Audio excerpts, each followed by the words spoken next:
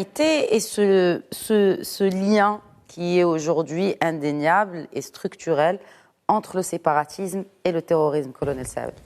Vous avez évoqué un sujet très important qui a été évoqué évidemment dans la réunion de la coalition internationale. Et qui a été écrit noir sur blanc dans la déclaration commune de cette coalition internationale. Et justement dans la partie africaine, vous vous rappelez? Oui, absolument. Dans la partie africaine. Quand on fait la cartographie des séparatismes en Afrique, ça commence, et on parle, le Polisario évidemment, l'Algérie à côté, le nord du Mali, l'Azawad, vous allez en Casamance, au Sénégal, mais il y a un État fort, il y a un État qui est démocratique, mais fort. Vous allez évidemment en Angola, Cabinda, il y a un séparatisme, un sécessionnisme. Vous allez au Mozambique. L'Éthiopie, ils sont aux prises avec un séparatisme au Tigré.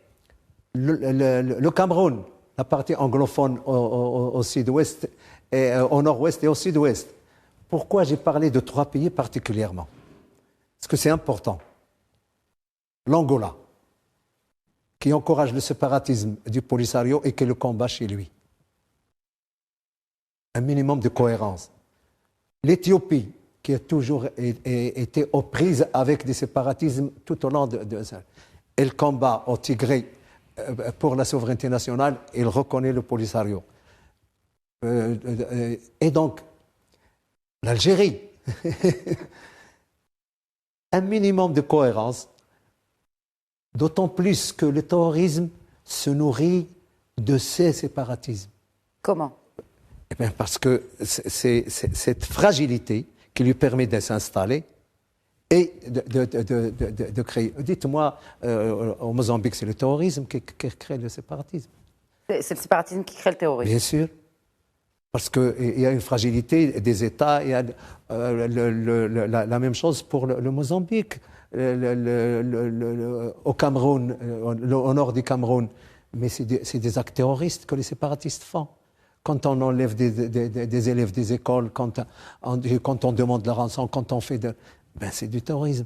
Et donc, le communiqué de la coalition est pertinent.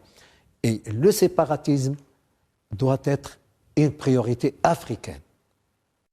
Parce que, dernier point, si vous permettez, qu'est-ce que le séparatisme provoque?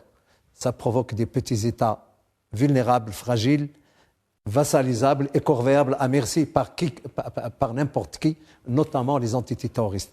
Donc j'estime que, et c'est au Maroc, fort heureusement que ça a été indiqué, terrorisme, séparatisme, c'est comme on dit, les deux faces de la même monnaie, comme disait le ministre concerné.